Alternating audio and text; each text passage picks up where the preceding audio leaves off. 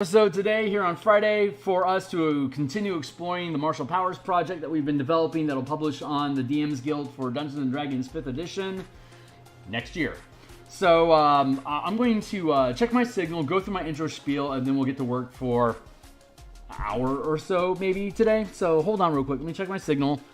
And then we'll get things rolling here. Hold on. If you're catching this in the future after we've streamed, you probably want to skip ahead of like maybe 2 minutes or so for me to get into the meat of stuff.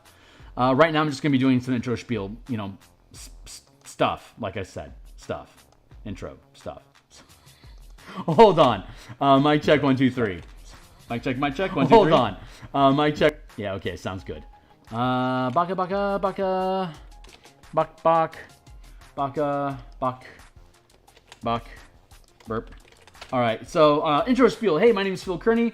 I create role-playing games. I illustrate them and then publish them online. You can see on screen right now a slew of book covers that I've already created or am in the process of creating. In the case of the Spelljammer Combat and Exploration supplement, you can see me illustrating that and doing layouts on weekday mornings, Monday through Friday. But the rest of these books are already published. Now, there's links to everything down in the description down below. That's just a snippet of the works that I've been involved in for the past 5 years.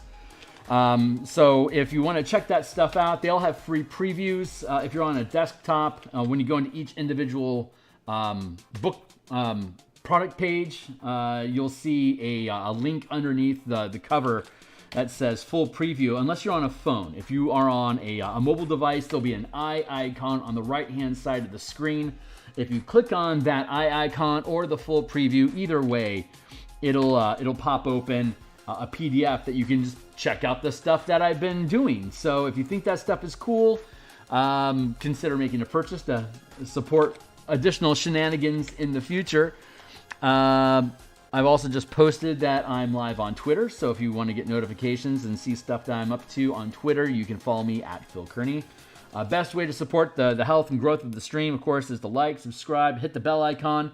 We are striving to get to our first major goal, which will be 500 subscribers. If there's any way for us to actually get there before New Year, that would be amazing. But just your support in general is really appreciated. So we're going to dive into this.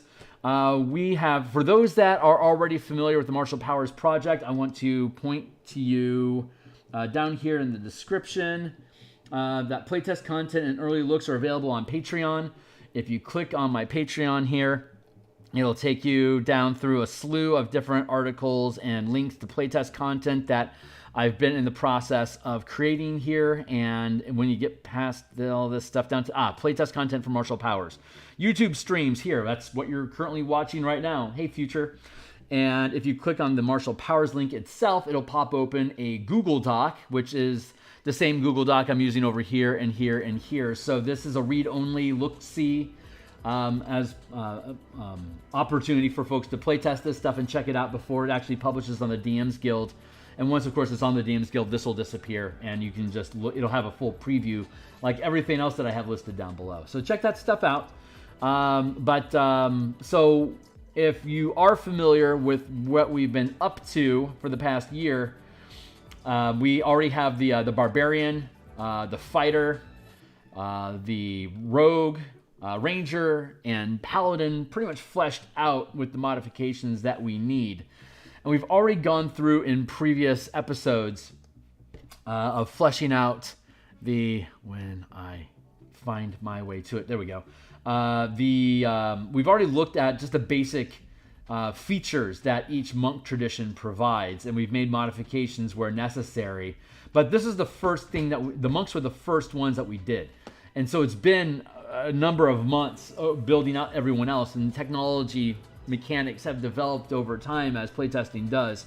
So I want to go back through and sweep through these again, and with all the other archetypes and subclasses that we've fleshed out, they all come with a power list. Even if the features don't change, you get a stack of 10 free powers as you gain levels in the class. And if for those that are already indoctrinated here, know that we're using a half casting progression. You gain a power die which is like a martial arts die / superiority die / inspiration die that can modify a number of the different powers that you use. Like exploits increase ability check die rolls, for instance. You can spend mana to gain additional power dice to add to the result of the ability check roll that you make. Strikes are like smites, where when you spend mana, you gain extra dice of damage that you add to the weapon damage that you're already dealing when you hit. So that's what the power dice are for.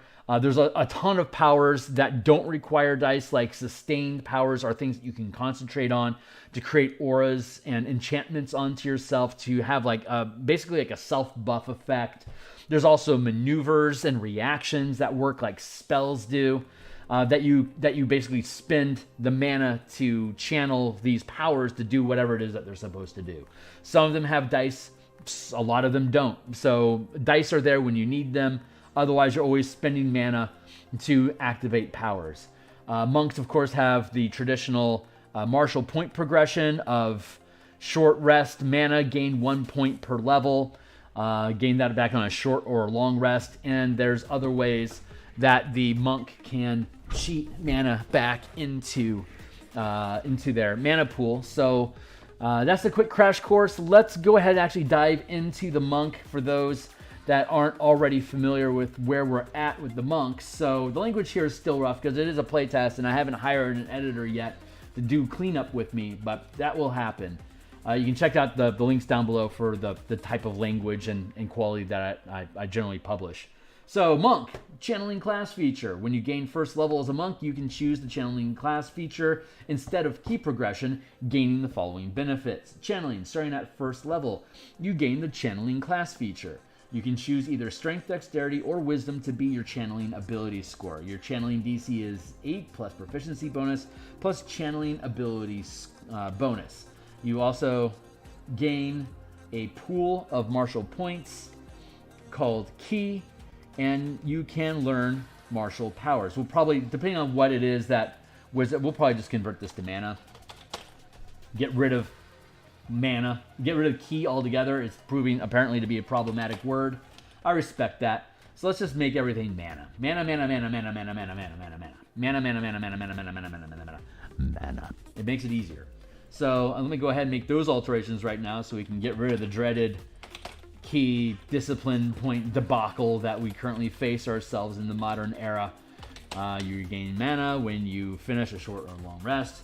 You also gain 1 additional point each level. You gain 1 additional point each level as shown in the martial power progression table above. Period. Martial powers beginning at first level. You also gain 2 first rank martial powers listed in section 3 below.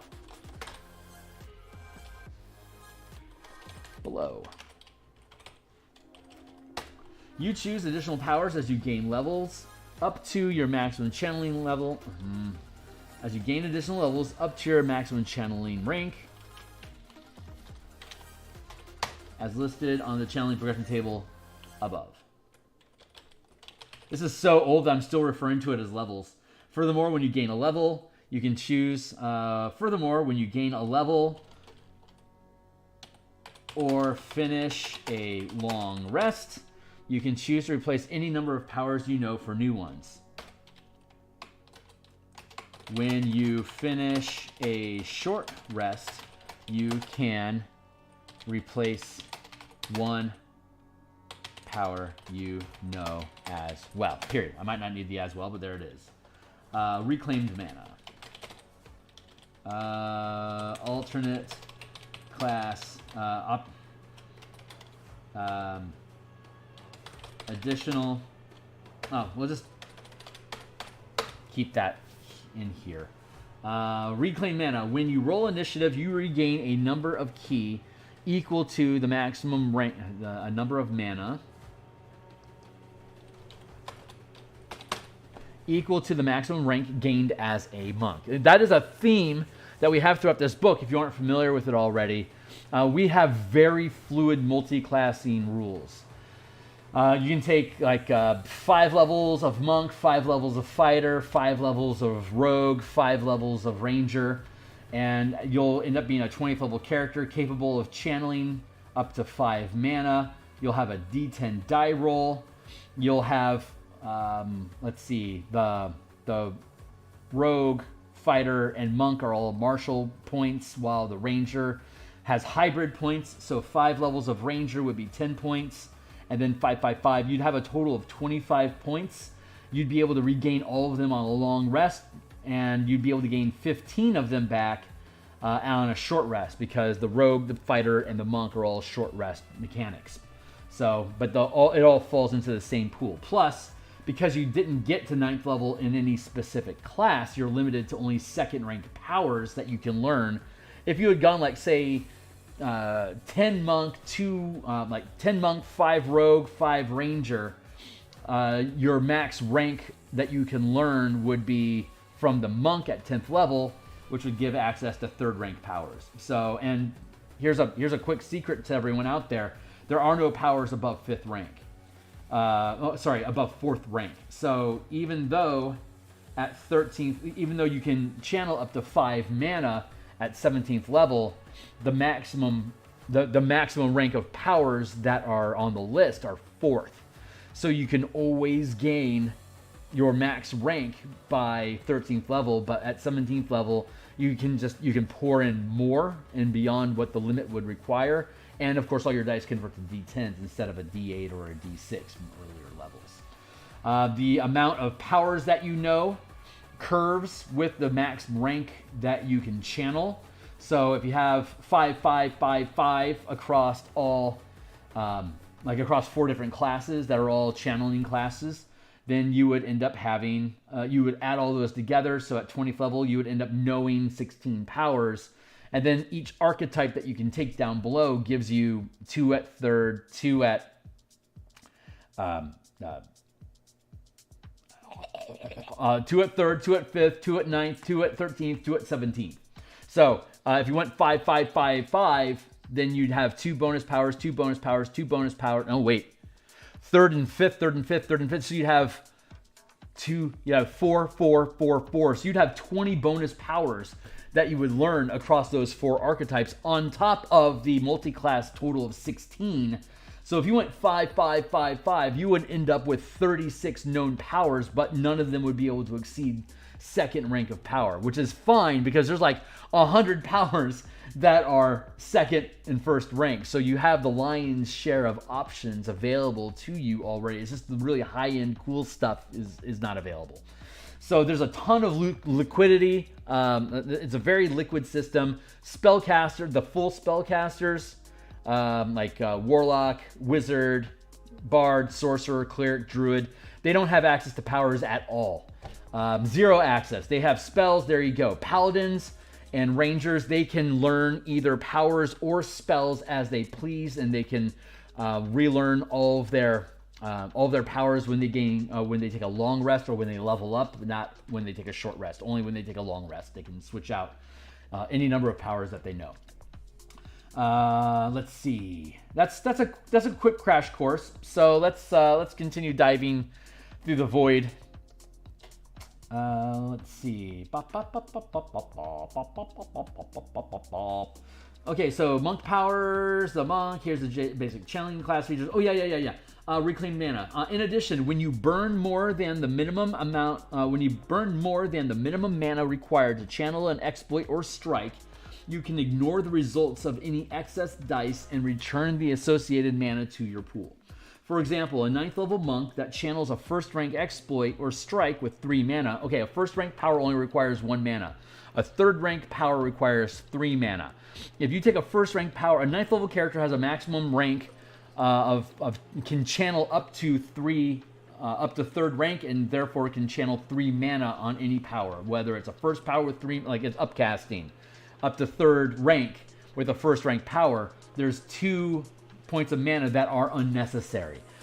You only had to spend 1 point to be able to channel the power. You're dumping extra mana into it to get extra dice. Exploits, again, modify skill, like ability checks, die rolls, attack rolls, things when you're throwing a d20, exploits can add, you can burn mana to add additional dice to the result of that d20 die roll.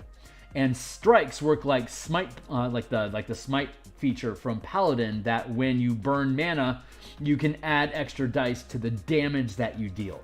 So a first rank power, whether it's an exploit or a strike power, when the number of mana that you put into it is the number of extra dice that you get to modify the result of either the d20 die roll that you're rolling for an exploit or the damage that you're dealing as a strike. So if you have a first rank power, and say in this example you put 3 mana into it, 2 points of mana is excess.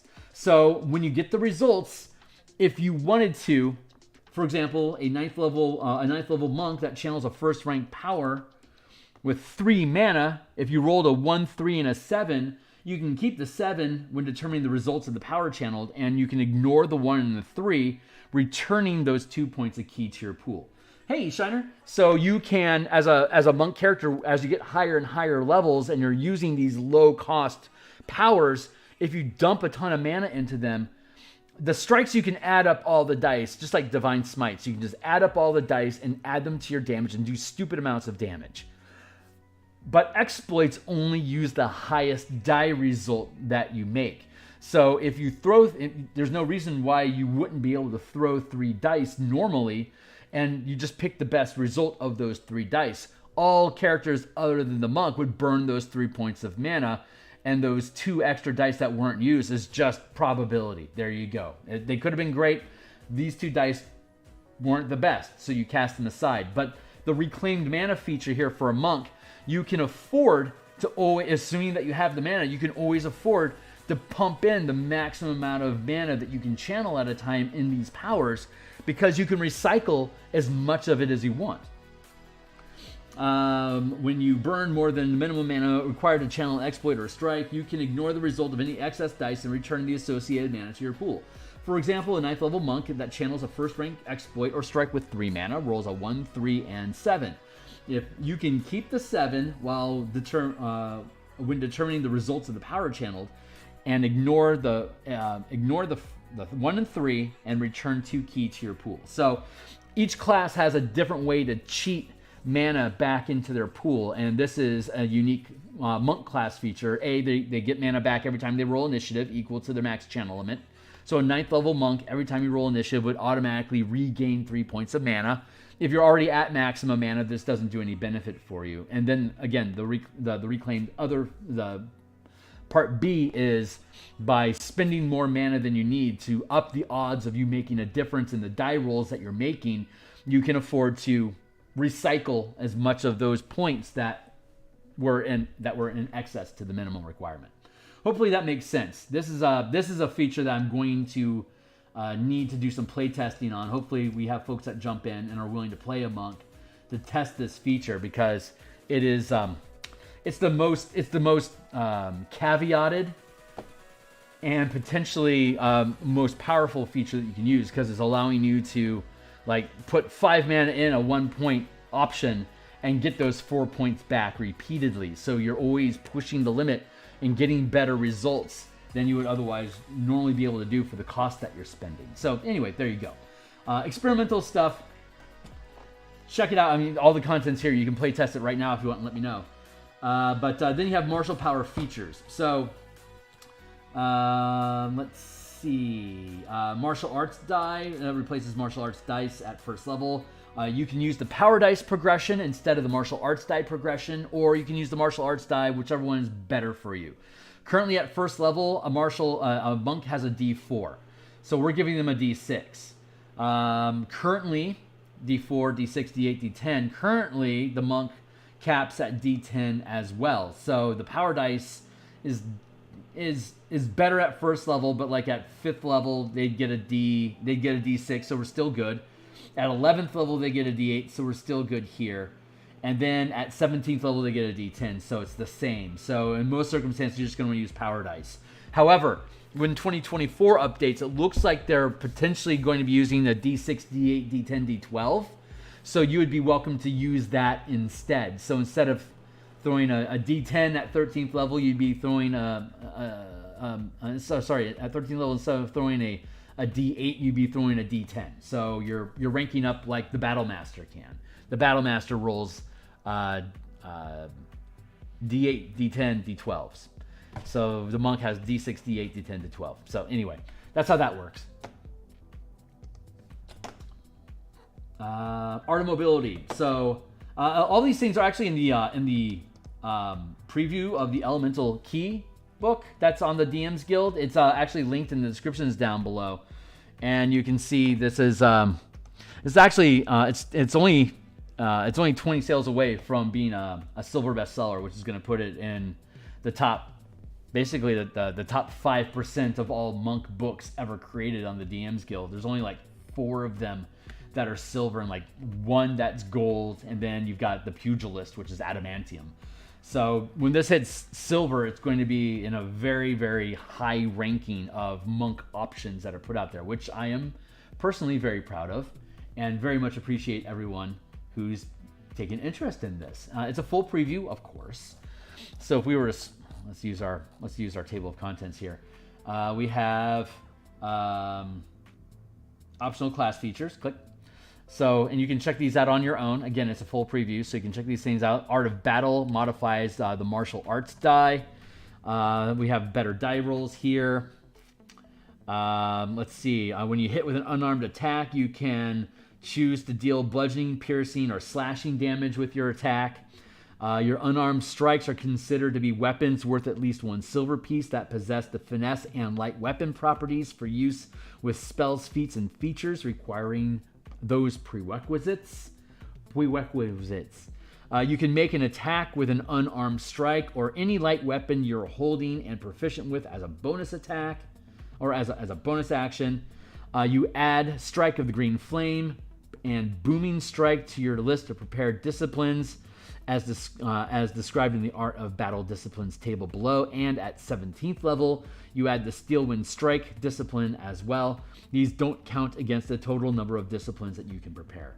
So the Elemental Key book, for those that don't know, is the first introduction of elemental mana for the discipline system, for the devotion system that we have for spell points. And then the colors here are blue, red, and green, which are the 3 colors that are aligned generally with nature in the Magic the Gathering setting. So blue, red, green, there you go. Or air, earth, fire, water. Those are the 2 paradigms that we're offering inside of this book.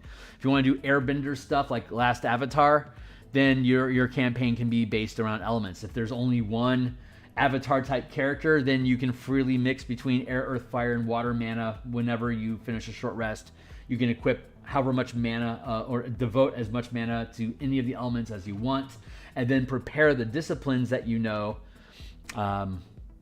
This is a bit of a tangent, I know, but I turned the Way of the 4 Elements into a half-casting class. So here's the list of 50 powers or 50 spell-like ability disciplines that you can pick for the elemental, Way of the 4 Elements, and you can see that each is devoted to 1 or more elements, or if you're using the color mana paradigm, 1 or more colors, and then they have a duration of instant, concentration, instant, sustained, or persistent effects, but they're all either sustained or instant. There are no persistent effects. Let's see. Here's the key cost. Cantrips don't require any key. First, 2 key, 3 key, 4 key, and then a 5th rank, a 5th level spell or 5th rank discipline requires 5 mana, just like in the martial power system. So this is basically laying out a lot of the same language as a precursor to what we now have in the martial power system overall. I just wanted to point that out to you for you guys to take a look at it. So most of this stuff, there's been some revisions here in the martial power system since creating the Elemental Key as we continue to use powers in my own playtesting at my home table. We're about to hit 20th level at my home table. And we've been using it since 12th level. So I've had a really good opportunity to test and see how these things curve out in the 3rd and the 4th tier of play, and I'm very happy with it. But I haven't had any experience in the 1st and the 2nd tier, so I'm going to be starting a playtest in the new year for basically a hex crawl campaign. I've talked about it occasionally, but a hex crawl campaign I want to throw together for players to choose different martial power classes and basically run around and beat up shit and conquer puzzles and blah blah blah. Just do a hex crawl with martial power characters just from level 3 to 7, maybe to 9, just to test out to see how it goes. Mostly to see if the feat options, the sustained options, and the low costs and low mana pools that these characters have with the regain mechanics that we offer for each of them to make sure that they feel fun. That's the main. I'm pretty happy with the balance of these things, though the language needs to be worked on.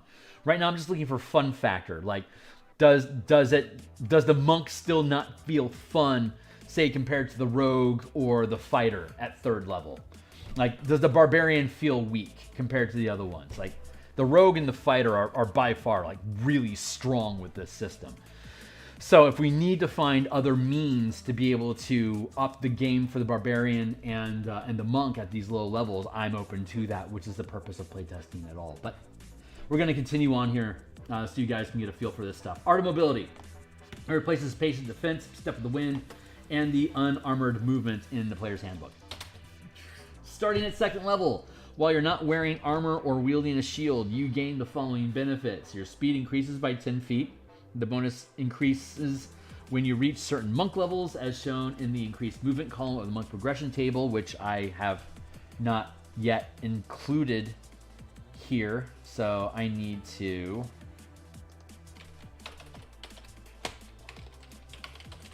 include progression table. We'll do that.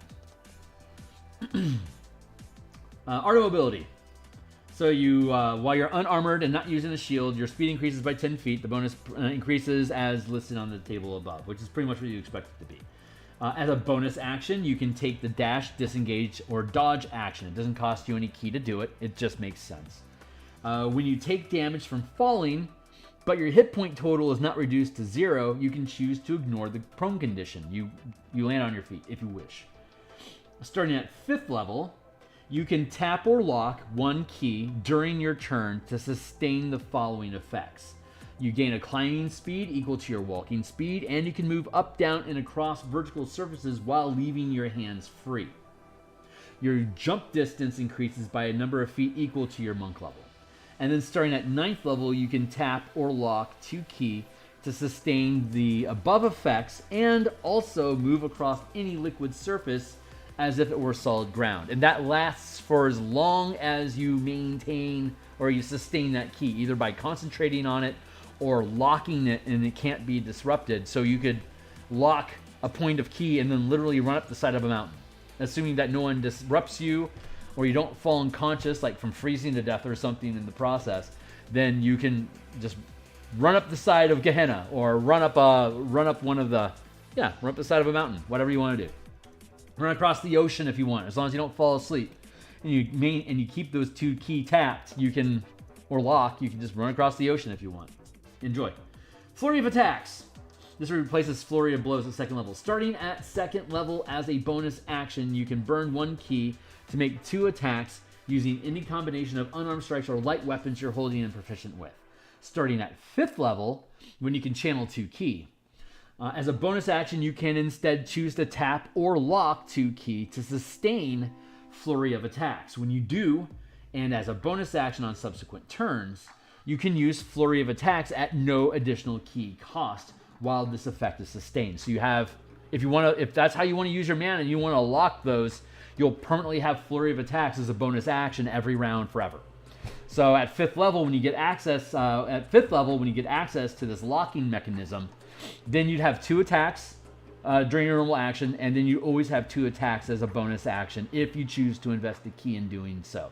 So the monk would have 4 attacks per round right out the gate like that. At 4th level, you've got key healing, which is burn a number of mana, and you can roll as a maneuver, and you can roll a number of dice equal to the mana burned, healing yourself or a creature that you touch.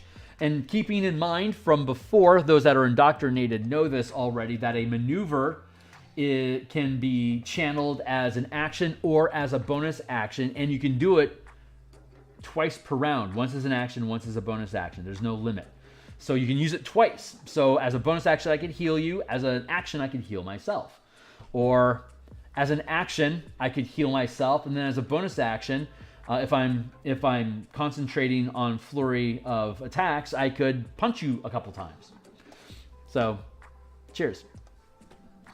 Let's see, Focus Strike replaces Focus Aim in the TCE. So at 5th level, when you make an attack roll with an unarmed strike or a weapon that you're proficient with, you can burn one or more ki up to your max channel limit as an exploit to roll an equal number of power dice. Add the highest die result to your attack. You can do so before or after making the attack roll, but before any of the effects of the attack are applied. And using the reclaimed mana power feature above, if I were to, like, say, if I was 13th level and I dumped 4 ki into a focused strike, I'd keep the highest die result, and then I could recover the other 3 mana spent, ignore those die rolls, because I'm going to ignore them anyway with this class feature. So it's basically a non-cost. Basically, almost any exploit I'm going to want to use that's going to modify my die rolls is only going to cost me 1 mana. And so I can dump as much mana as I want into them and get it all back. So it's incredibly efficient. I'm still burning down my mana every short rest, which is appropriate because I should have to burn down my resources to do cool shit. That's just how games work. But the recycling allows me to get so much of it back that I can do 20. If all I do is focus on strikes and exploits, I can do 20 of them per short rest before I even take my initiative die into account. A 13th level monk, every time you roll initiative, is going to get 4 mana if you've spent any. If you're already at full rest, you're not going to get any mana back. But if I already spent down like 6 mana, then I'm going to get 4 back at 13th level. So it's a way, it should be efficient enough for us to feel like the monk is being treated fairly. Stunning Strike, should be familiar to folks.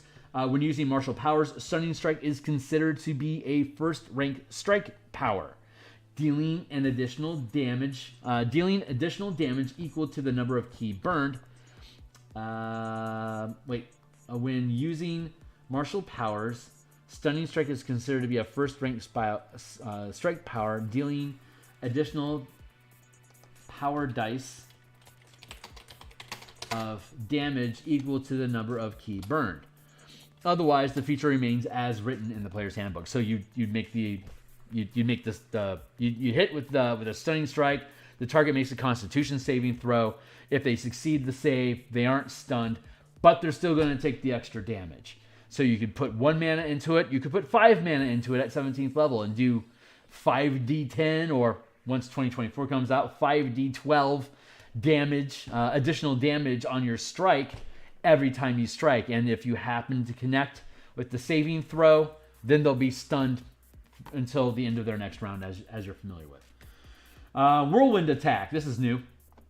5th level, optional class feature as a maneuver. So again, you can use that as an action and as a bonus action twice per turn if you choose. As a maneuver, you can burn ki to attack enemies around you that you can see in a blur of motion. The Whirlwind Attack table below shows how many targets you can attack and how far from you each of these targets can be.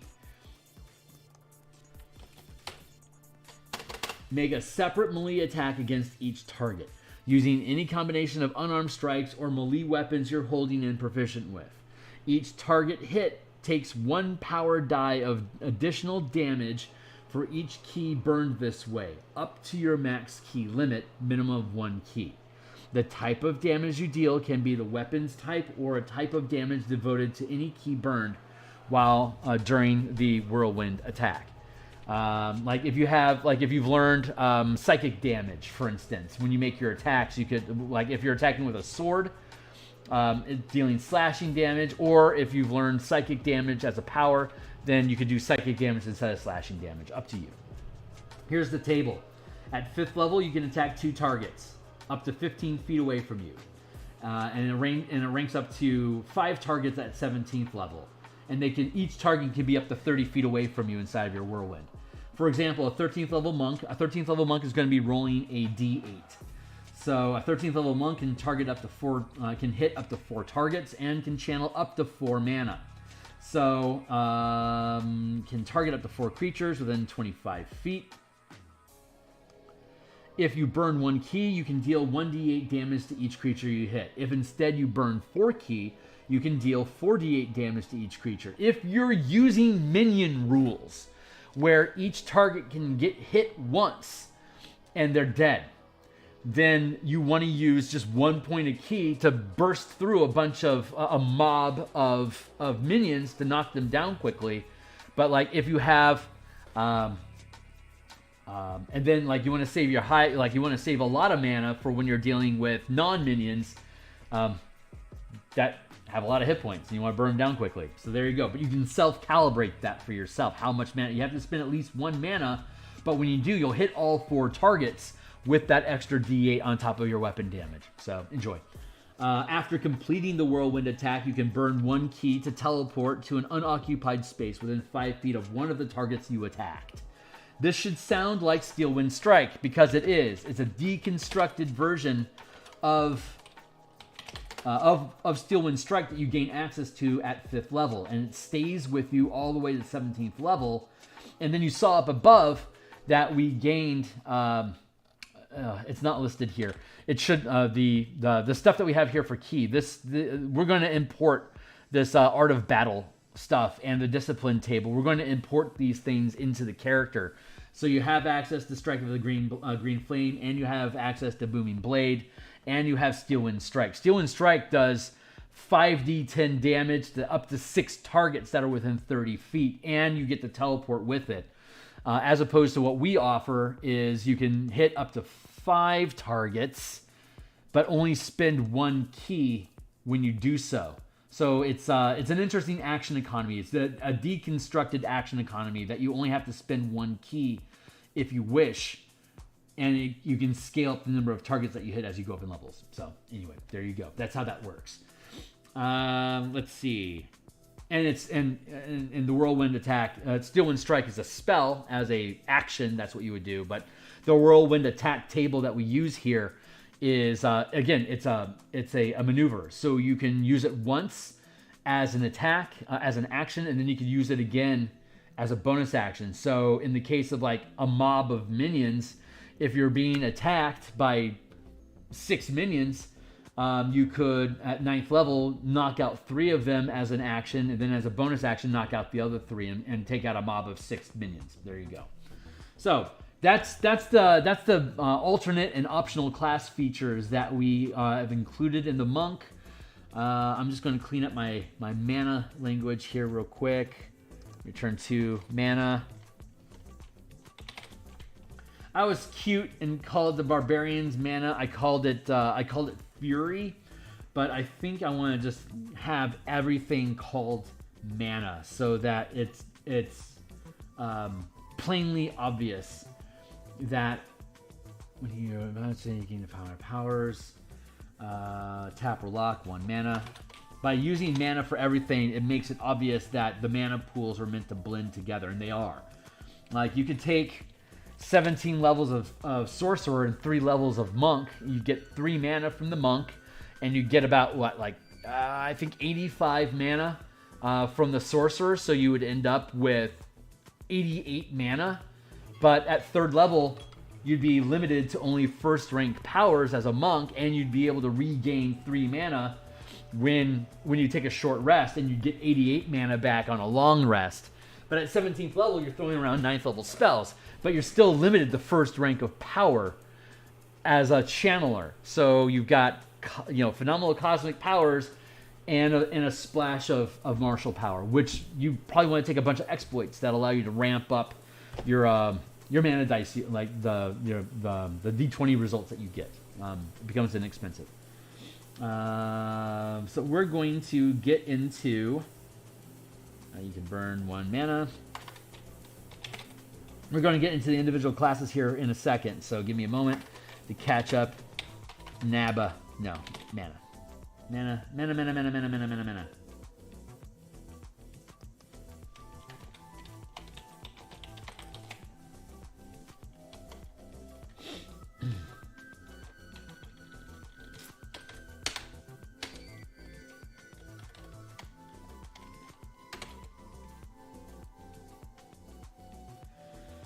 Since I started 4th level, burn a number of mana up to your max channel limit.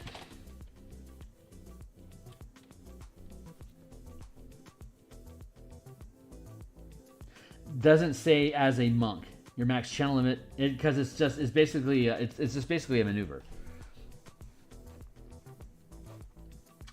1 or more mana. I don't like the wording on the reclaimed. We should probably call it. We have to rename that reclaimed power. That's what we should call it. Reclaimed power. That's a better title.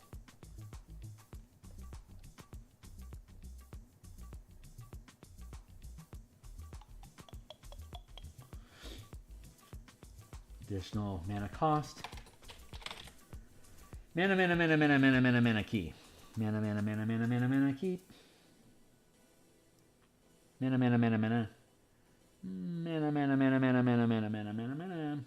Mana. Burn key. Mana. You can burn mana to attack enemies.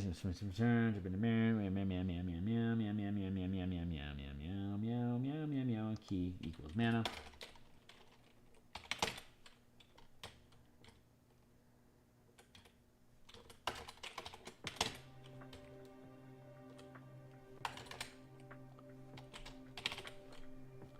Mana. There we go. 4 mana. Almost done.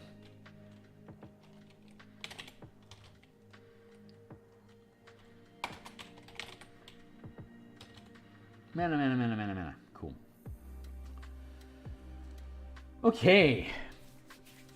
There was some significant changes to the Way of Shadow in the playtesting that they're doing for 2024, a number of which are incredibly similar to what we already produced last year for our take on it. So yet again, thanks a lot, Watsy, for watching my stream and recognizing how awesome 5e can actually be. You should do that to the rest of the stuff that you have in the game. Let's see. Mana. Spend 1 mana. 1 mana. Mana. Cool. Okay, cool. So here's our features. Darkstalker, 3rd level. As an action, you can tap or lock 1 mana to create a sphere of shadows that emanates from you in a 10-foot radius. The sphere is centered on you, moves with you, and it lasts for as long as you sustain it or until you are incapacitated or die. The shadow turns dim, the shadow turns to dim light within 10. The shadow turns dim light within 10 feet of you into darkness, and bright light in the same area to dim light. In addition, sound is dampened within the sphere, granting advantage on dexterity stealth checks while the sphere is present. The sphere of shadows effect spell levels is equal to the sphere of shadows effective spell level is equal to your proficiency bonus when determining if a light spell's area will dispel the sphere. We have since then expanded our awareness of what we can do with martial powers is equal to your max rank of power gained as a monk for determining if a light spell's area will dispel the sphere. You can see normally in dark Right. You can see normally in darkness, both magical and non-magical, to a distance of 120 feet. So that's what the Darkstalker gives you. It gives you the darkness sphere, which you can lock and keep on permanently if you want, and you can always see through it. And it dampens sound, similar to the Pass Without Trace feature that the Way of Shadow is supposed to gain. Shadow Step. Also, let's see. Shadow Step is 6th level.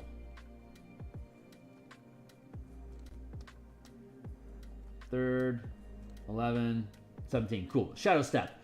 At 6th level, you gain the ability to step from one shadow into another. When you are in dim light or darkness, which is always in effect if you have the sphere on you, as a bonus action, as a maneuver,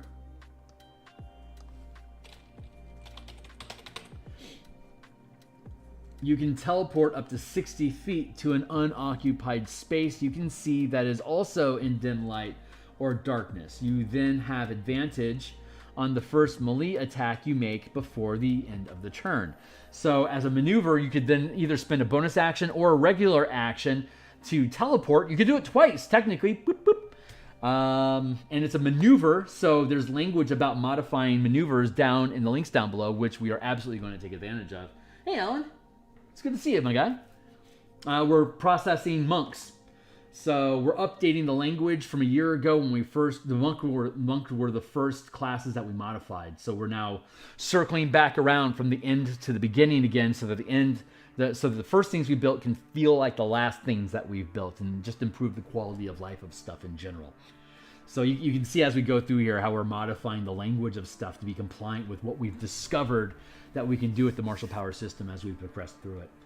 So the Sphere of Shadows effective spell, we already did that level, shadow there we are. As a maneuver, you can teleport up to 60 feet to an unoccupied space that you can see that is also in dim light or darkness. And of course, with the Dark Stalker feature, you can see in both magical and non-magical darkness up to 120 feet. So you can use this effectively often. Cloak of Shadows. By 11th level, you have learned to become one with the shadows. When you are in an area of dim light or darkness, and again, you can sustain or lock a darkness effect on you, so this is always active if you choose, you can use your action to become invisible. You can... I have to update this because we have better language.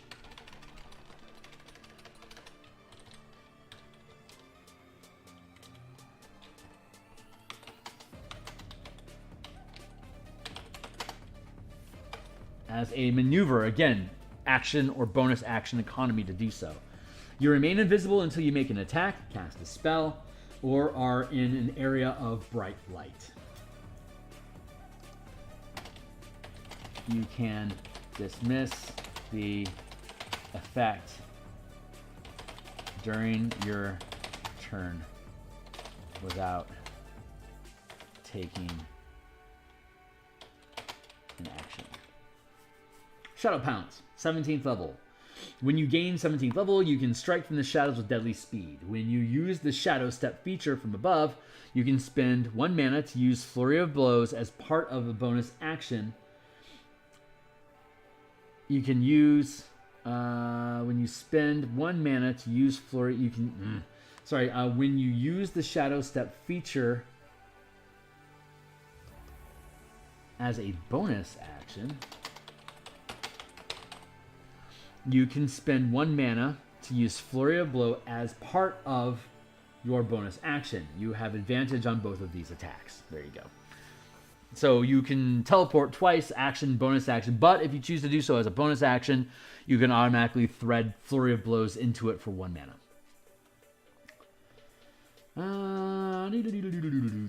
Oh yeah, so that's how the class, that's the class. We got rid of the spellcasting and we integrated the spellcasting stuff into the options that are here. But now we get to pick the list of powers. So we're going to extract this and we're going to go here to our drop down.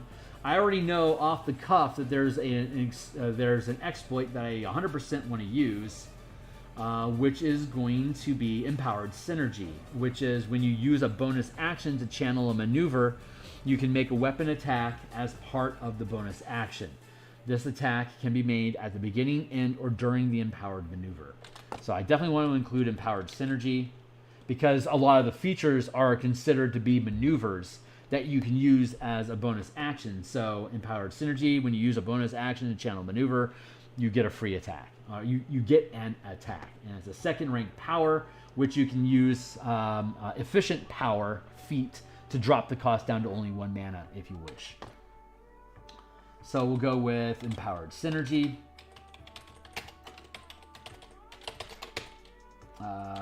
Exploit 2.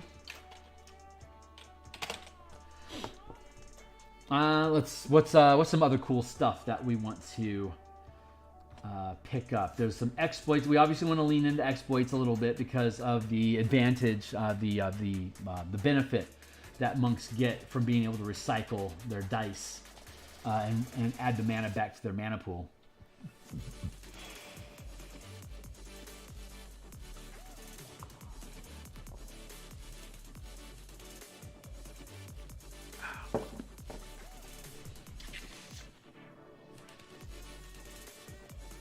Let's see.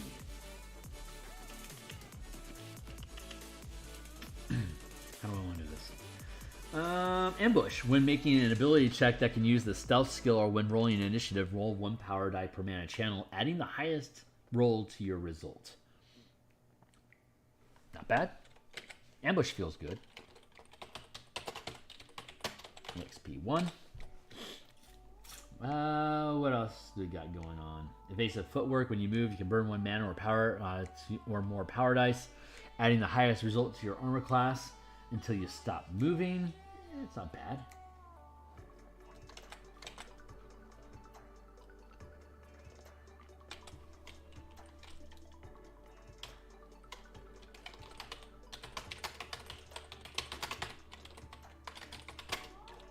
That's a first rank exploit, right? Yeah.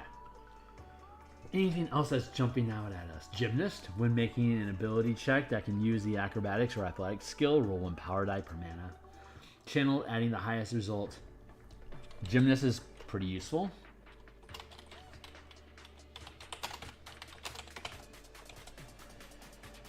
Let's see. Natural Hunter.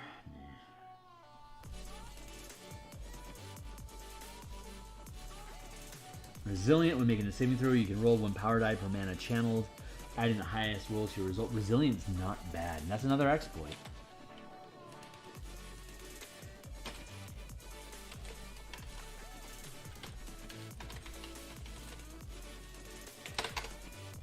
I am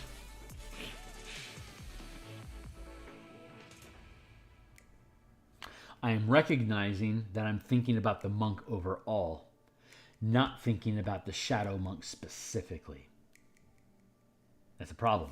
The empowered synergy and ambush, I specifically was thinking about the shadow monk, but I wasn't with evasive footwork or gymnast. So instead, what I think I want to do is reverse engineer this and start at the top end and work our way back down for lower end stuff. Let's go to our sustained powers, where we usually like to go first, and then we'll work our way through the list. So let's see what we got.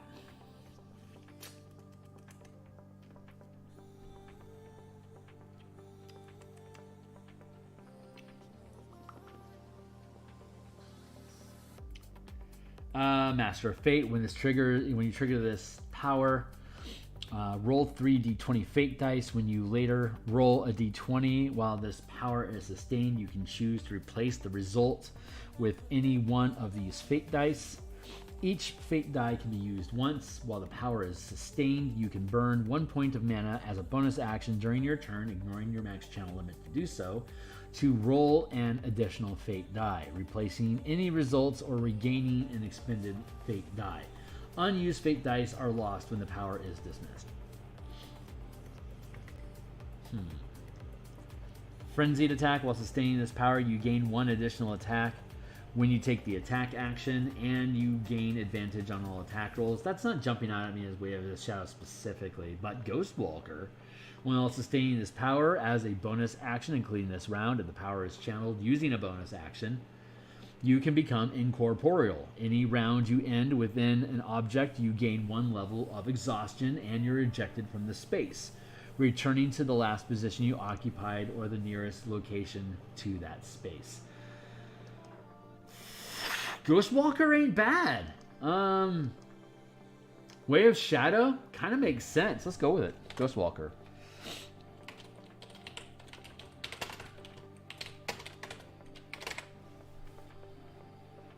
What else you got? Quick. Advantage on charisma dex checks? Nah. Opportunist? Nah. Opportunist doesn't scream shadow monk at me. Neither does giant growth. Castigation. When you channel this power or choose a creature you can see, you always know which direction the chosen creature is. That's not specifically shadow monk. Auto-attune. While sustaining this power, you are attuned to any magic item you're wearing or holding that you meet the prerequisites to use. I love that. But it's not specifically shadow monk. Swift assessment. You can add your proficiency bonus when making an ability check that can use the perceptions or insight skill. We already have Rogue Stance for free, so we don't need to sustain it. While sustaining this power, you have advantage on saving throws with one ability of your choice. You can channel this power more than once, simultaneously choosing a different ability score with each channeling. It's not horrible.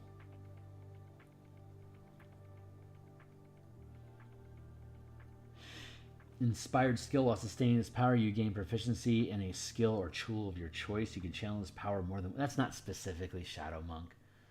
Dire Impact. While sustaining this power, weapon attacks are magic, and you can add your proficiency bonus to your weapon damage rolls. Crouching Stance isn't horrible. When you're channeling this power, you gain the following abilities. You can crawl and stand from prone without requiring additional movement. Attack rolls made against you while prone by creatures within 5 feet don't have advantage.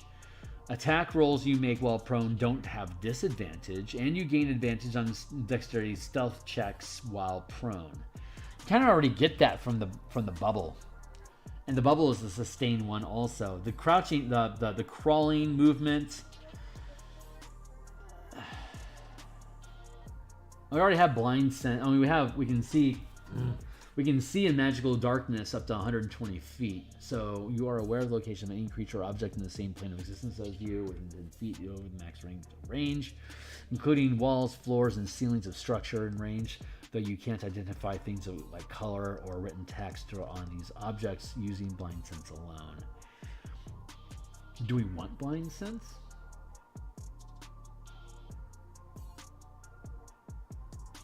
Wave Shadow, it's not horrible.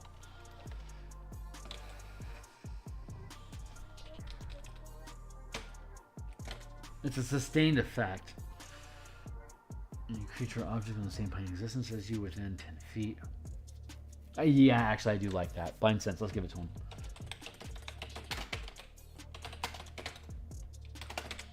I bet there's a feat we'll pick up along the way. Cliff Runner, we already get Cliff Runner.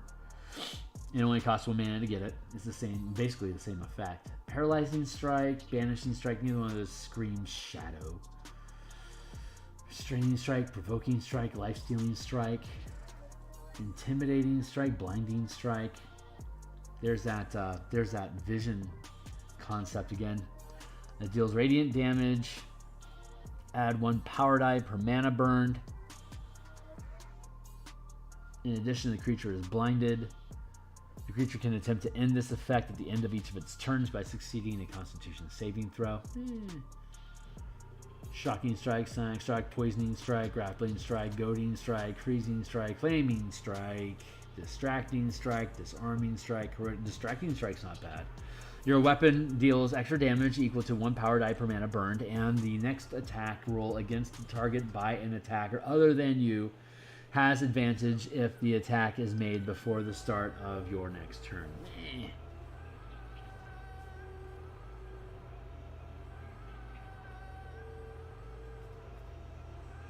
No, not specifically. Hey there, Timely Timer. Let's keep it going.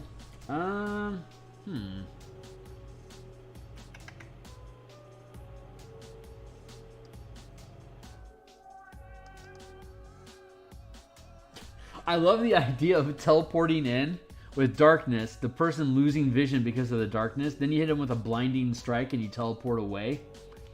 And they still think they're in the darkness because they're blind. They don't know they're not in the bubble. They can't tell the difference. I like that. I think that's fun. Blinding strike, do we want to give them that though?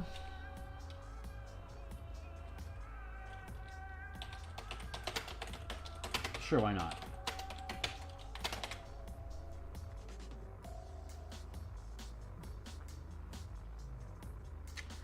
Rider Revival, Hexproof. As a reaction to when a creature you can see targets you with a spell or magical effect, the creature must succeed a Charisma saving throw at a disadvantage, or you are unaffected and the spell or effect is wasted. It's not horrible. Anchor, Fickle Fate. I'm looking for shadowy stuff. Fickle Fate has a reaction to when a creature you can see makes an ability check, attack roll, or saving throw. You can alter fate, granting the creature advantage or disadvantage on the roll. Nah, that's not particularly shadowy stuff. One's own luck. Any number of power dice? Nah. Curse of the Fallen Puppet? No. Countering attack, parry, punish, opt. As a reaction to failing an ability check, you can re-roll the d20, potentially resulting in the check succeeding. As a reaction to when you are hit by an attack roll from a source you can see, roll a number of power dice equal to the mana burned. You gain in a bonus armor class equal to the highest die result. We just looked at that.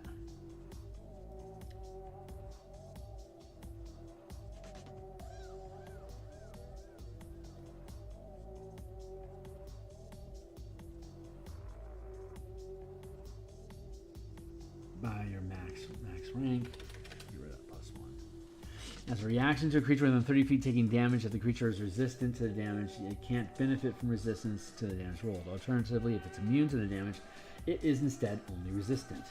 Hey, what's up? What about the Skulker feature for this month? Even if the best ability works only with the range attack, I think it would be fitting. Skulker. Which one was that one?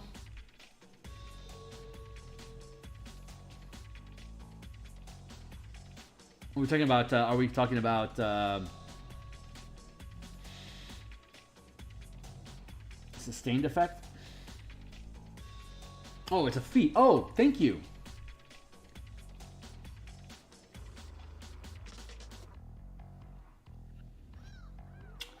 It's not on my list. So let's go find out more about Skulker. If it should be on our list, then let's add it.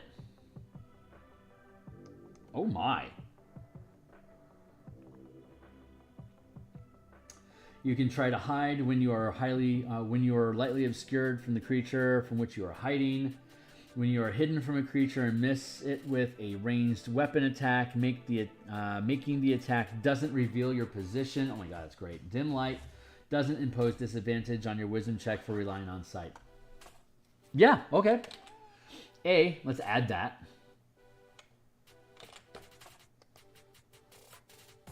I wonder what other feats HIJKL.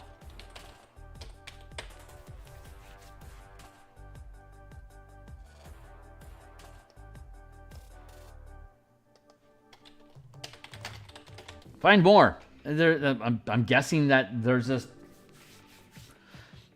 I don't know how I missed that. I thought I had a pretty comprehensive list. I mean, I went through the inventory list. I just looked up feats and just went through them all. And I guess I just got tired and missed it. But that's a great idea. Thank you. Skulker. And at first level, it doesn't cost any mana, so value. Feat.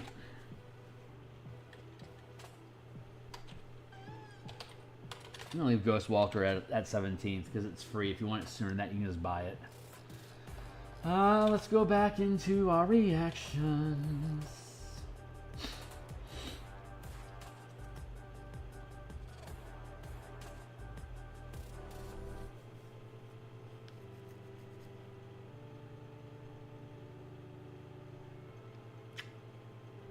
Flicker Pounce, you can teleport up to 30 feet to a space within 5 feet of a creature you can see and make a weapon attack against it. If the attack succeeds, you can choose to teleport back to your original position. If the attack fails, you don't teleport the second time. I'm going to give him Flicker Pounce just because it ties in with the Shadow Pounce feature you already have. So, I mean, why not?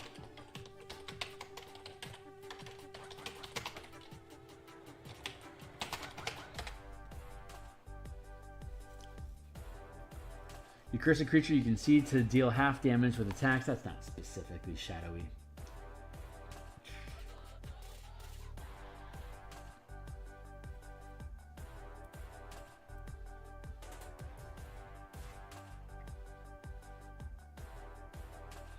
Vanish. You become invisible until the beginning of your next turn. You already become invisible while you're in your shadow bubble, so...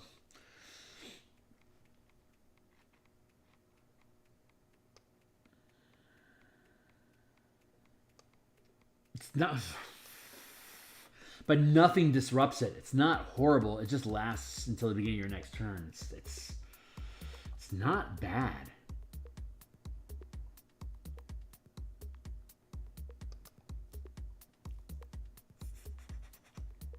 Goad, curse. Curse a creature you can see to reduce the result of all attack rolls by the highest die roll of 1 power die per mana burned.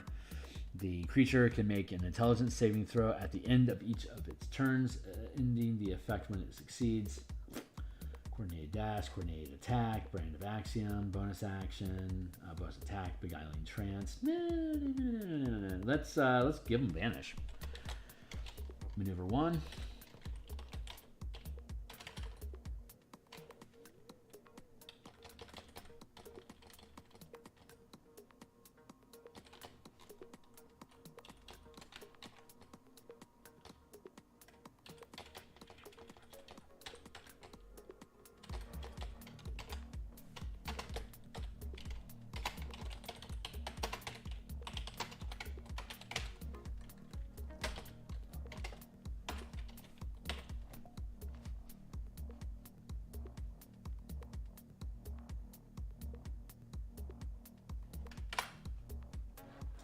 Let's do this.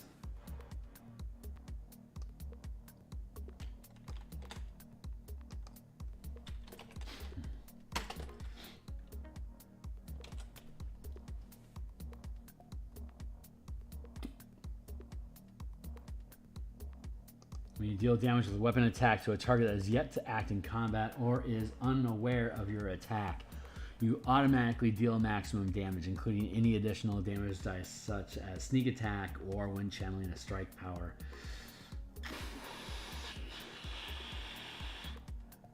Assassination for Way of the Shadow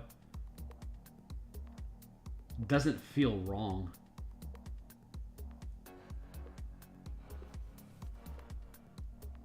Sure.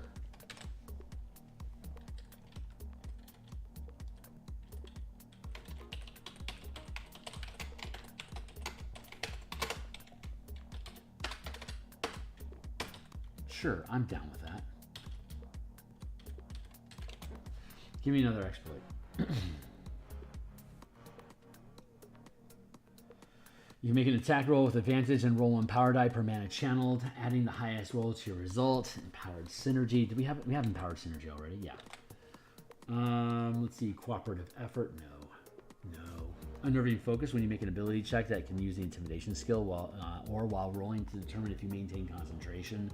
Roll 1 power die per mana channeled, adding the highest roll to your result. Tactical assessment. Swift tools. Subtle channeling. When you channel a power, there's no visual evidence. You are the source. Oh! I like subtle channeling, honestly.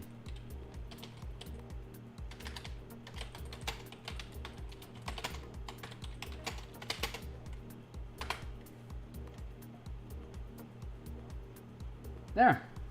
We did it! How are we doing on time? Do we have time for another one? It's been an hour. Yeah, we got time for another one. Let's do another one. And then when we come back on Tuesday, we'll do 2 or more. So Way of Shadow is good. Way of Mercy. How are these things stacked up in here? I wonder. Way of Mercy. Thank you.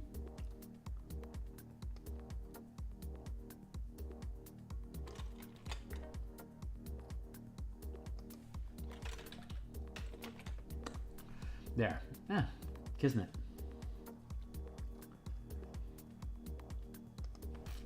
Way of Mercy.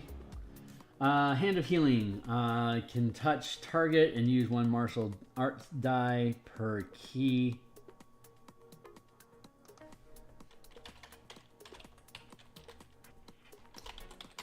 As a maneuver, you can touch a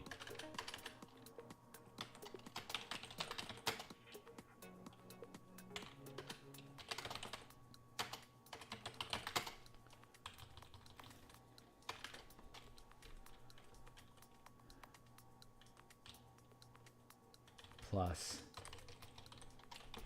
channeling modifier.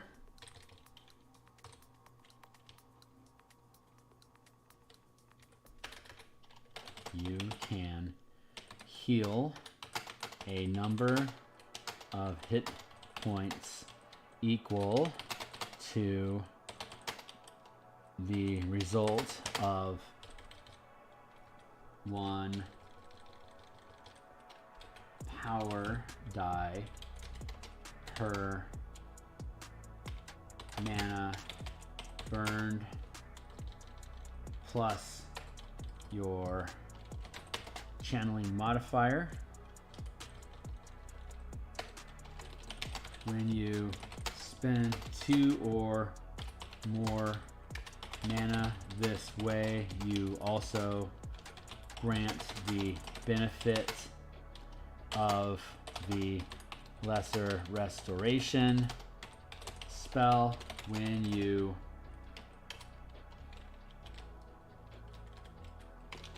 at 5th level, at 13th level, when you channel 4 or more mana this way, you also grant the benefit of the restoration spell. Period.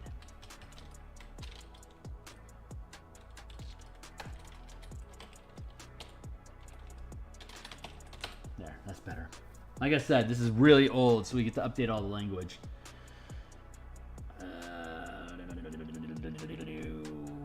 When using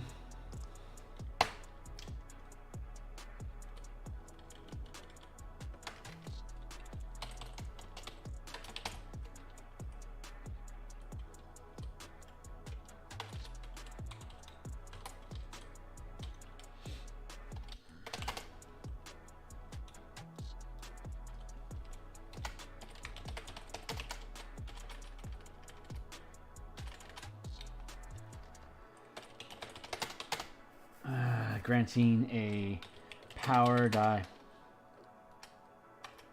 When using flurry of attacks, you can replace one attack with the hand of healing, gaining 1 power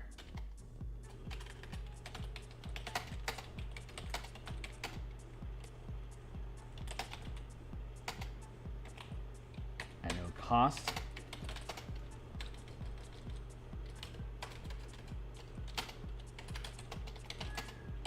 Increase the total hit points healed, or to add kicker effects. Hand of Harm. When you hit with an unarmed attack, you can deal 1 power die of necrotic damage.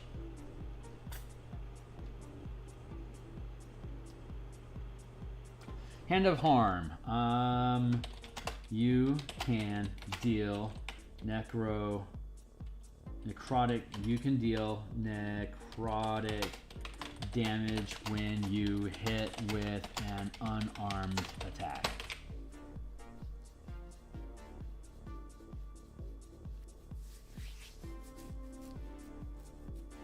Because there's infinite number of strikes that you can already learn and use, and this just allows you to use necrotic damage at will. That's cool. Physician's Touch. We better look at Physician's Touch to make sure that it is truly unmodified. Physician's Touch. You can administer even greater cures with a touch, and if you feel it's necessary, you can use your knowledge to cause harm. When you use Hand of Healing on a creature, you can also end 1 disease. Following condition. Oh, lesser restoration. When you use Hand of Harm on a creature, you can subject the creature to be poisoned condition until the next turn.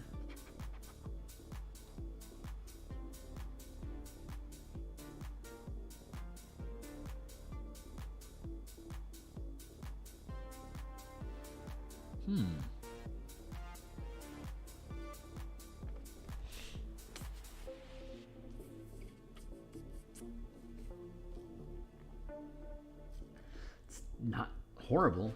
Okay, so I can decouple that.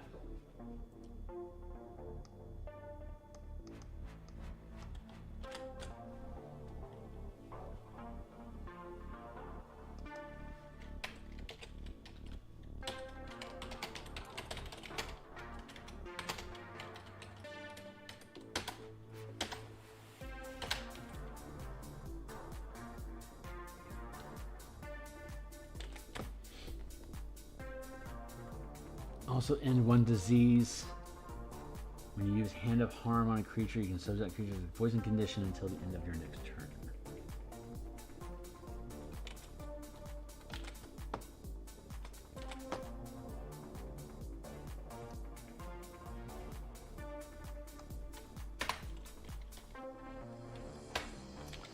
Do all interchanged?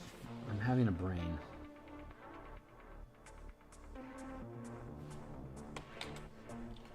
Let's do this.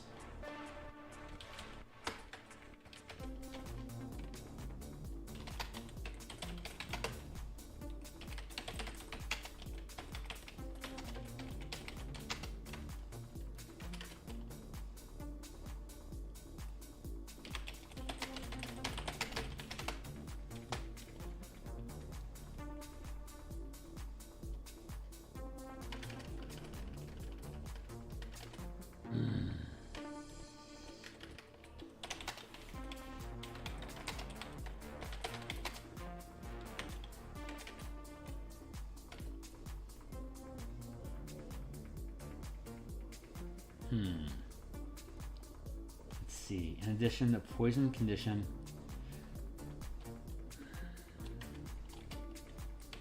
Creatures normally immune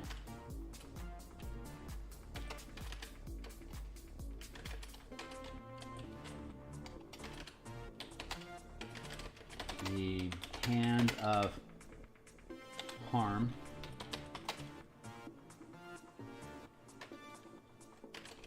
text. Rescue me from myself. Just to clarify, you should put Greater Restoration because there is not a spell just named. Thank you. Lesser Restoration, Greater Restoration. Yeah, I think I'm just going to nip that. I think I just like Physician's Touch in general.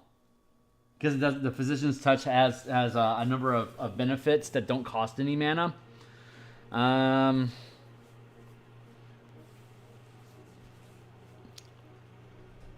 We could debate that. I'm open to debating it. What I'm trying to say here is you don't benefit from being immune to poison when you're hit with hand. Okay, so in addition, a creature poisoned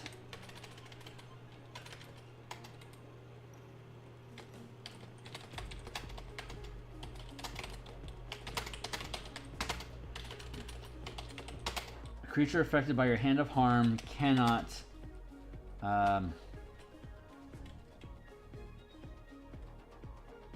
in addition, a creature normally immune to the poisoned condition does not benefit. That's how I want to work. Okay, so in addition, a creature hit by the Hand of Harm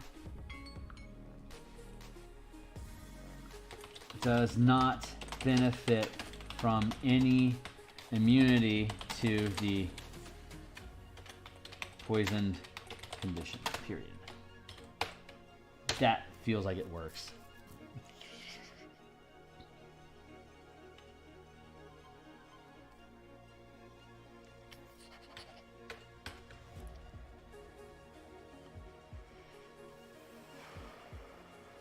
Let's go look at restorations real quick before I say no.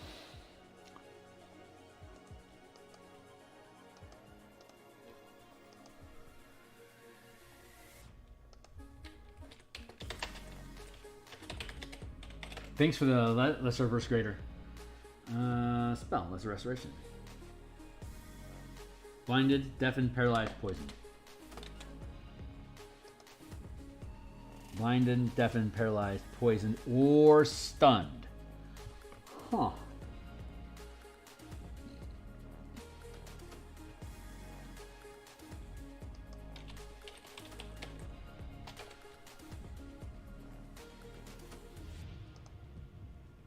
Maybe it is worth it. 5th level. My mistake. Jesus. You imbue a creature you touch with positive energy to undo a debilitating effect. You can reduce the target's exhaustion level by 1 or end one of the following effects on the target. One effect that charmed or petrified the target. 1 curse. Any reduction to one's ability scores. 1 effect reducing the target's hit point maximum. Okay, that is relevant.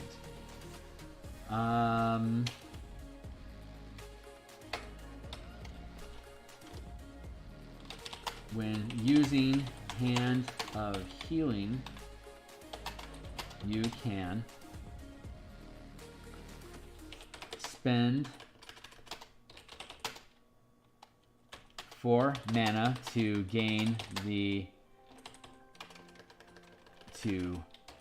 grant the target with the benefit of greater restoration, period.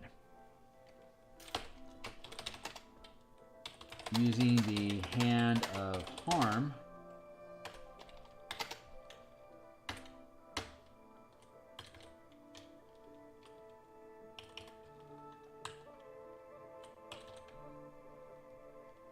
I'll probably end up rewriting the whole ability, but for now I think I'm content with that.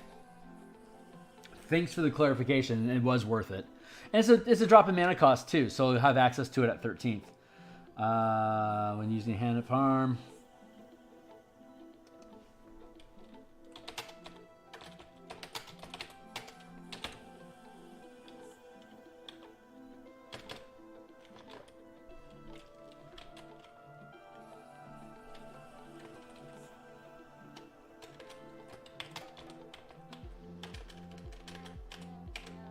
I'll have to rewrite this for sure.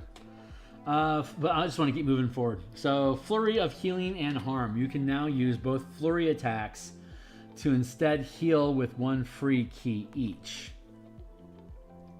You can now use both flurry attacks to instead heal with 1 free key each. You can add more key up to 5 unarmed. Let's go look at Hand of Healing. As a maneuver, you can touch a creature or yourself as you can heal or yourself. As a maneuver, you can touch a creature or yourself and heal. I see text. Hold on. And heal a number of hit points equal to the result of 1 power die per mana burned plus your channeling modifier. No, no problem. Mercy Monk's looking a lot more healer now. Very much so, and thanks for the guidance. It's truly appreciated. Let's see. Hand of Ultimate Mercy. Flurry of Healing and Harm. You can now... Hand of Harm. You can deal necrotic damage when you hit with an unarmed attack. Flurry of Healing and Harm. You can now use both flurry attacks. So how did Physician's Touch go again? I think that's the hinge here. Physician's Touch. When you use Hand of Healing on a creature, you can also end. So Hand of Healing. As an action, you can spend 1 key. When you use your Flurry of Blows, you can replace one of the unarmed strikes with the use of this feature without spending a key point for the healing.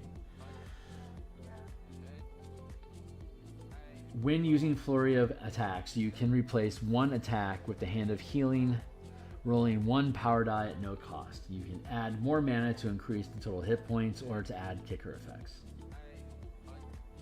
as detailed below.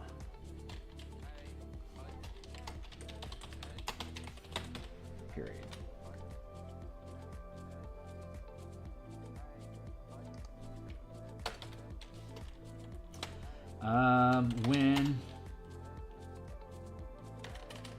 Right, there's a better way to word. You can now use both attacks during a flurry of attacks.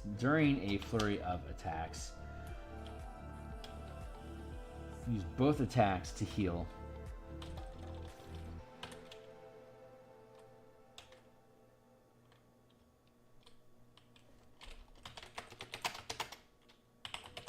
Instead of only 1.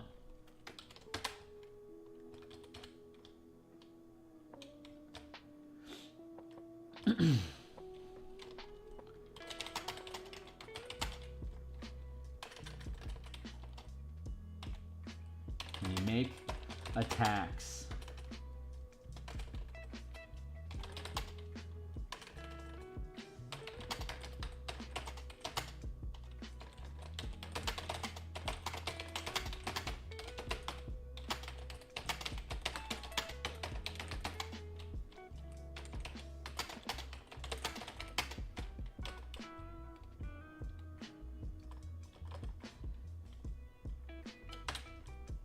Deal 1 power die.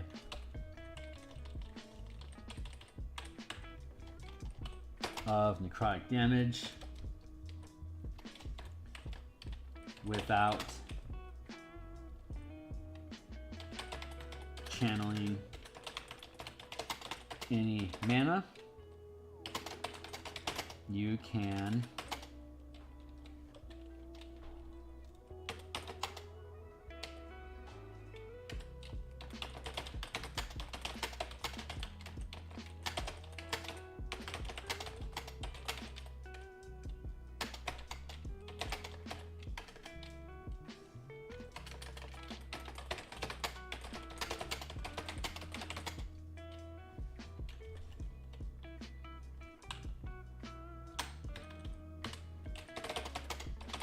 period. There you go. So the Hand of Harm will allow you to do 6 dice instead of 5. So the Hand of Harm can compete against the Paladin as far as actual like raw smite damage that you can deal. I think that's appropriate. That actually feels like, whoa, whoa, whoa. No. Yeah, I'm not sure about that at all, quite frankly. It's 3 o'clock, so I need to wrap this up sometime soon. I want to finish this. Hand of Ultimate Mercy. Heal 5d10 plus wisdom, otherwise unchanged. Okay, so let's go back to... Is this about to become irrelevant? I'm not familiar enough with the abilities to know if I'm being redundant or not. I'm happy with Hand of Healing and Harm. That's cool. Let's go look at what Ultimate Healing does. Your Mastery of Life Energies opens the door to the Ultimate Mercy. As an action, you can touch the corpse of a creature that died within the past 24 hours and expend 5 key points. The creature then returns to life, regaining a number of hit points equals the 40-10 plus Wisdom modifier. If the creature died while subject to any of the following conditions, it revives with them removed. Blinded, deafened, paralyzed, poisoned, stunned. Once you use this feature, you can't use it again until you finish a long rest.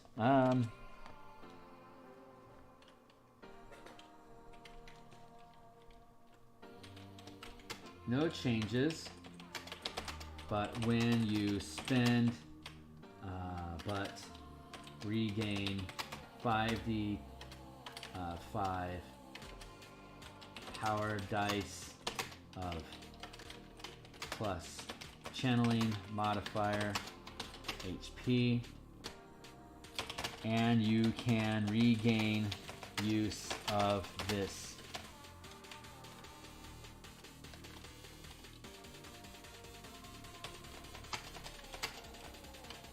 and there is no limit to how often you can use this feature. Period. Fuck you. It doesn't have to, it already has a mana cost. You don't have to double tap me on it. So I'm pretty happy with that. All right, so let's build out our kit. Cool. Let's build our kit here real quick, and then we'll be done for the day. And we'll come back next week and we'll do 2 or 3 of them. So, Way of Mercy. A lot of necro healy stuff going on here. This will be interesting to see how we play inside this space. Sean?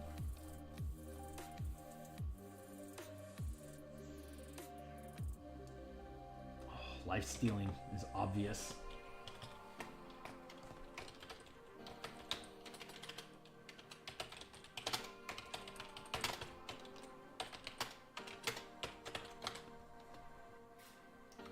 Life Stealing Strike. Your weapon deals weapon damage increases by 1 power die per mana burned. In addition, you gain a number of temporary hit points equal to the result of the power dice rolled. Any temporary hit points that remain when you start a short or long rest are lost. That's not a bad one. Let's see. Oh, let's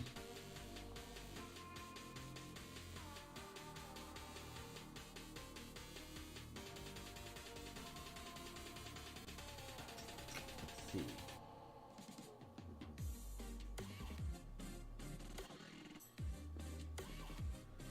Strange metabolism. When sustaining this power, you are immune to poison damage and the poison condition. In addition, as a bonus action, you can make an unarmed strike that deals 1 power die of poison damage, and the creature is poisoned until it succeeds a Constitution saving throw at the end of each of its turns. So, a bit redundant, but the poison immunity effect is pretty sweet. So, let's go with it. Strange metabolism. Sus too. That is pretty sus.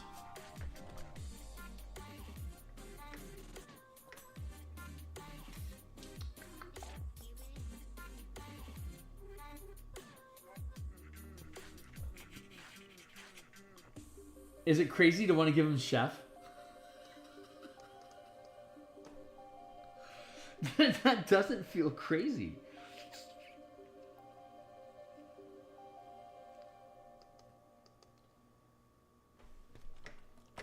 Well, Poisoner makes a lot of sense. Let's go check out Poisoner real quick. I mean, just the name alone makes sense.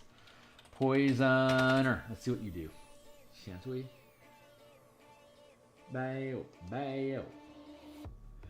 You make a damage roll that deals poison damage. It ignores resistance to poison damage. Nice. You can apply poison to a weapon or a piece of ammunition as a bonus action instead of an action. Okay. You gain proficiency with the Poisoner's Kit if you don't already have it.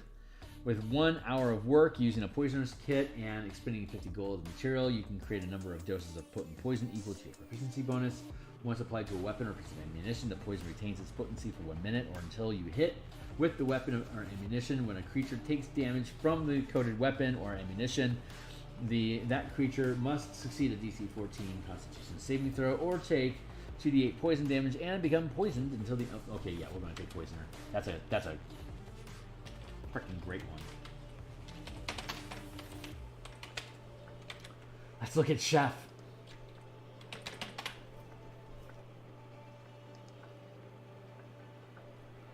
You don't get the half stat when you take these feats. You gain proficiency with cooking utensils.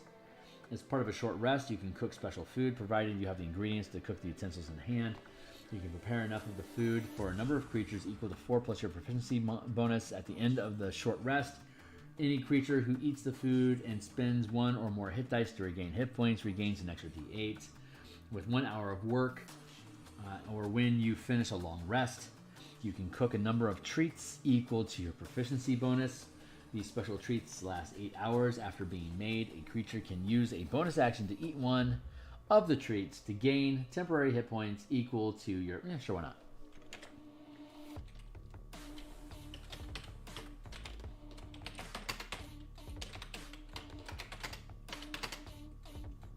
I like it.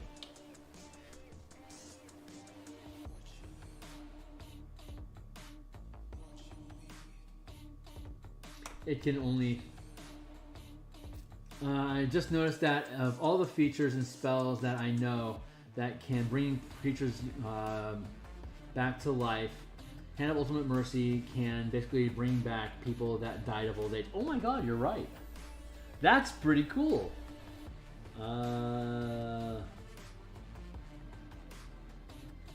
But they can. You're right. I don't see any contradiction to that. So that's pretty dope.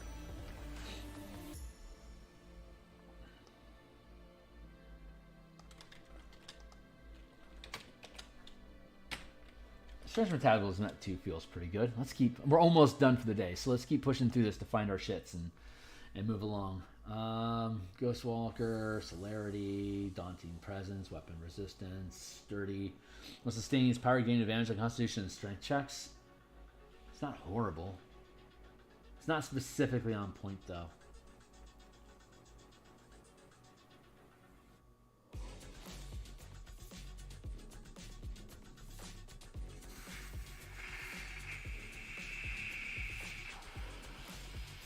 fast. Don't need it. Dire Impact, nah. Cliff Runner, already have it. Aquatic Adaptation, while sustaining this power, you can breathe the water. That doesn't particularly say Hand of Healing. Heal or kill, no. Lifesteal was a great one.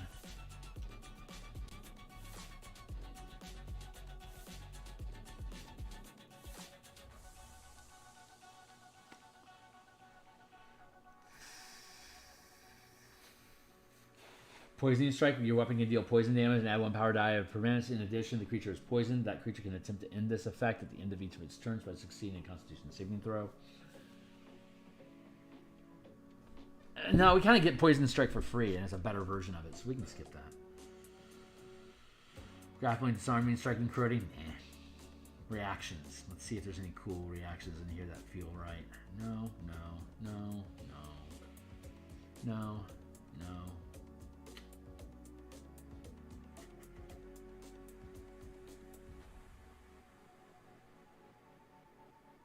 Curse of the Fallen Puppet. As a reaction to when a creature within 30 feet of you drops to 0 hit points, you can command the creature to move up to half its speed and make a melee attack against a creature you can see, adding 1 power die. That tangentially feels like Hand of Harm, but not quite. I doubt I'm going to have a shortage, so I'll skip it. Iron Will. As a reaction, Charisma and Wisdom. No. Great Fortitude. As a reaction to failing a Strength and Constitution saving throw, re-roll the d20. And take the better result, potentially changing a failed roll into a successful one. That's not horrible.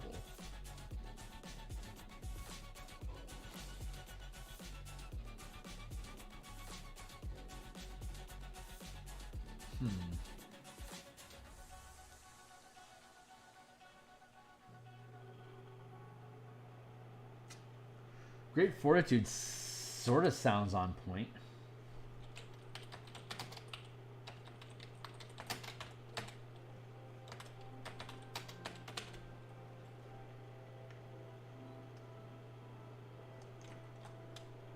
I suspect we're going to push these back to 9 and pull this one forward to 5. Yeah. Rhea 1, right? Yeah.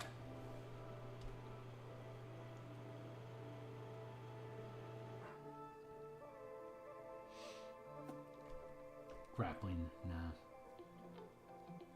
You curse a creature you can see to deal half damage. Not specifically. Ooh, Regeneration. When you channel this maneuver, you can spend a number of hit dice up to your proficiency modifier to regain a number of hit points equal to the maximum result of the dice spent. When you spend 2 or more hit dice this way, you can also end 1 disease or one of the following conditions. I mean, we already kind of have that. Starting at 13th level, you can spend 5 or more hit dice this way. You can also end 1 of the following effects. The hit dice isn't horrible. Yeah, that's we already get that. We basically, well, I mean, we get it early. It becomes redundant though. You can pick that up yourself if you want it earlier. You're going to get it, and it's going to become redundant at later levels. So I would choose to skip that and allow you can just pick it on your own if you really want it. So I'm going to skip it. It's a natural fit, but Lethargy. Target creature you see within 30 feet makes a charisma saving throw. Fail equals no move or bonus action until succeed at the end of each of its turns.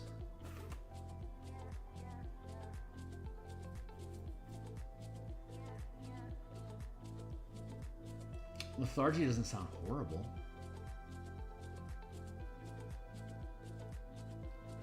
Let's go with Lethargy for now. That's second rank.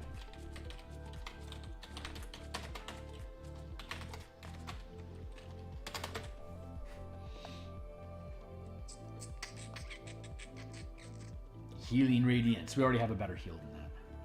Goad, Flattened, Cursed. Eyeless, Coordinated Dash, Coordinated Attack, Brand Vaxium, Bonus Attack, Beguiling Trance. Unstoppable, not so much. Bursting Damage, not so much. No. Veterinary Training. When you're making an ability check that you can use the Animal Handling, Medicine, or Survival skill, roll 1 power die per mana channel. Veterinary Training makes a shitload of sense.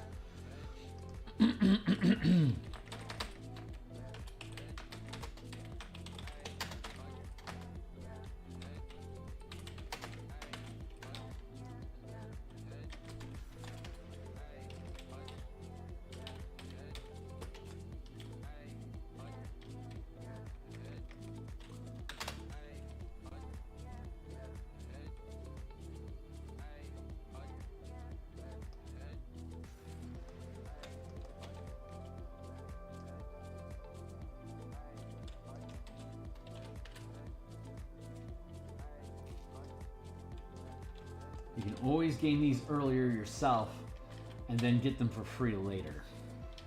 The general philosophy that goes into why we're picking things.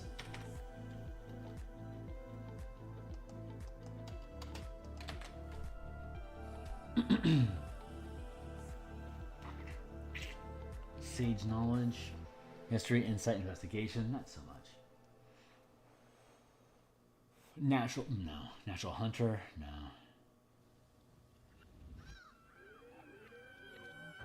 Field medic. When making an ability check that uses a medicine or survival skill or a healer's kit, roll 1 power die per mana, blah, blah, blah. Yep, field medic makes sense.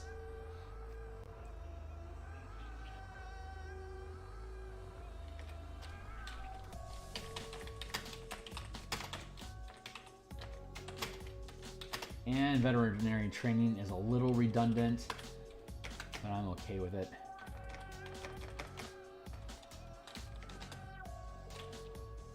Now we only need 2 of them. Shit, we just ran out. Making an ability check with that you can use tools you're proficient with. Ambush, spit and switch, charge, commanding presence. Now we gotta start getting a little bit more obtuse. Artisan, ground fighting, gymnast, inquisitive, master burglar, overrun, natural hunter, prophetess, charlatan, proselytizer, ranged attack, resilient. When making a saving throw, you can roll 1 power die per mana burned.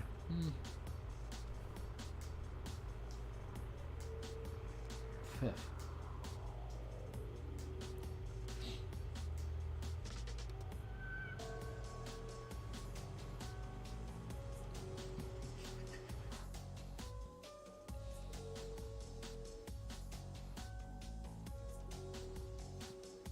Let's see. Almost there. Stay on target. I don't need that. Off flavor. Off flavor. Swift. Hey, swift resuscitation. That's not a bad one.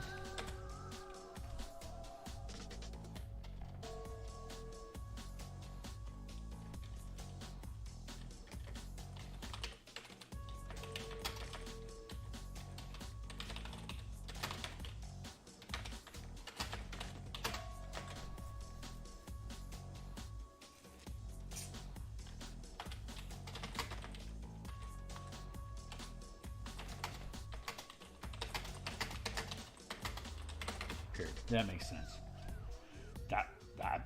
Glad we're doing the second sweep.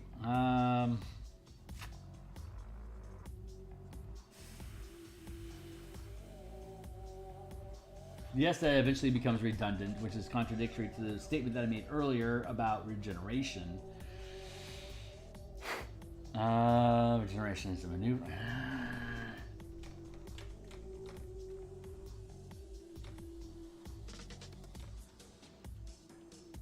You know what? I think I'm going to grant this. Well, it's 13th level. Shice.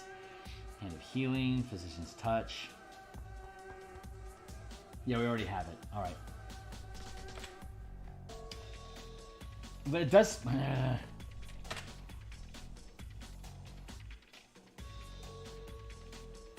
This spends mana while that spends hit dice. Do I want to have them both available just because I can?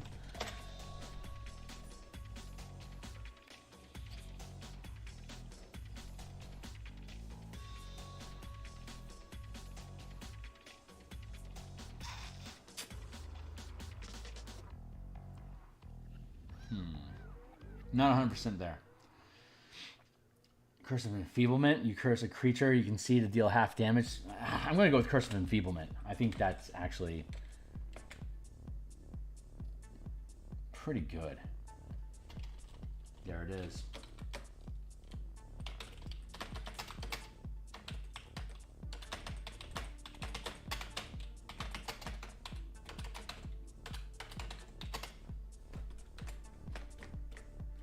We done it. We done it good, guys. All right, so that's Way of the Mercy is done now, and Way of Shadow is done now. Congratulations to us. When we come back on Tuesday, we'll be back on Tuesday. We're going to work on Way of the Ascended Dragon, Way of the Drunken Master. Maybe we'll get to Way of the Four Elements. But that's it for now. I got to bounce. So thanks a lot, Alan. Definitely. Thanks a lot for hanging out. And who else do we have crawling around with us today? Shiner, thanks a lot for swinging by, my man. Yeah, I'm having a lot of fun. I hope you guys are too. And we should have this, we'll have this done here in, well, easily inside of November, as we're almost done with them. Then we'll sweep through the Ranger and the Paladin, and then we'll drop back down into monsters and gear. We'll start finishing out the rules for magic paradigms to work with this.